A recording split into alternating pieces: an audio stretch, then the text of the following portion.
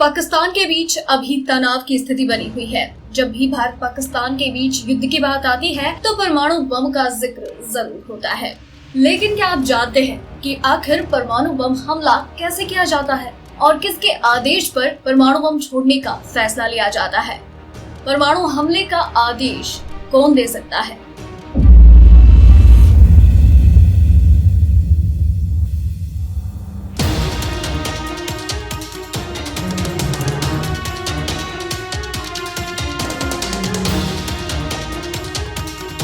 मंत्री के पास ही एक स्मार्ट कोड होता है। परमाणु बम को दागने का असली बटन तो परमाणु कमांड की सबसे निचली कड़ी या टीम के पास होता है, जिसे वाकई में ये मिसाइल दागनी होती है। ये भी सच है कि भारत में परमाणु हमला करने के लिए निर्णय सिर्फ प्रधानमंत्री के पास होता है। हालांकि प्रधानमंत्री अकेले निर्णय नहीं ले सकता, उसे परिस्थितियों के अनुसार अपनी सुरक्षा मामलों की कैबिनेट कमेटी और राष्ट्रीय सुरक्षा सलाहकार chairman of chief of staff committee से राय लेकर ही परमाणु हमला करने का निर्णय ले सकता है। परमाणु हमला करने की पूरी प्रक्रिया क्या है? पहला चरण, परमाणु ब्रीफकेस। प्रधानमंत्री के साथ हमेशा एक सिक्योरिटी गार्ड चलता है, जिसके पास एक ब्रीफकेस जैसा बॉक्स होता है। इसे परमाणु ब्रीफकेस कहा जाता है। इसका वजन लगभग 20 किलो होता है।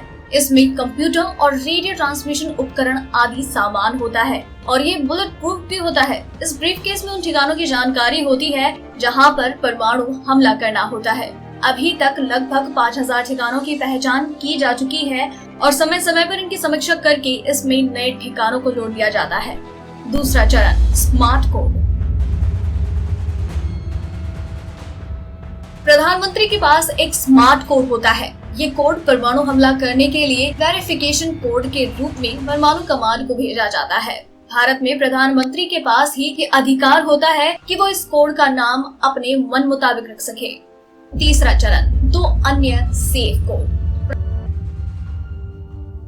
प्रधानमंत्री के स्मार्ट कोड के अलावा 2 और भी कोड होते हैं जो कि लॉकअप में बंद होते हैं और वो कहाँ रखे होते हैं इन्हें हर कोई नहीं जानता।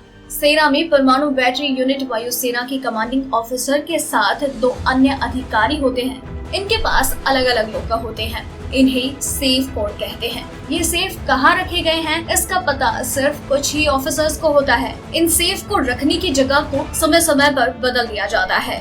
चौथा चरण, बैच कोड या परमाणु हमले की तैयारी।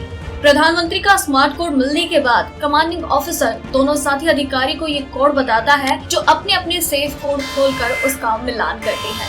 अगर तीनों कोड सही पाए जाते हैं तो परमाणु हमला कर दिया जाता है। क्या प्रधानमंत्री का स्मार्ट कोड मिलने के तुरंत बाद ही हमला हो जाता है? नहीं, ऐसा नहीं होता, क्योंकि हवाई हमले के लिए लड़ाकू विमानों को तैयार करना या थल सेना, बैटरियों और नौसेना द्वारा मिसाइलों को दागने की तैयारी में 35 से 40 मिनट तक का समय लग सकता है। अब आपको पता चल गया होगा कि किसी देश पर परमाणु हमला सिर्फ चुटकी बजाते नहीं किया जा सकता। इसके लिए एक पूरी प्रक्रिया अपनाई जाती है। अधिकारियों के साथ सामंजस्य बैठाया जाता है और तकनीकी तैयारी भी करनी होती है।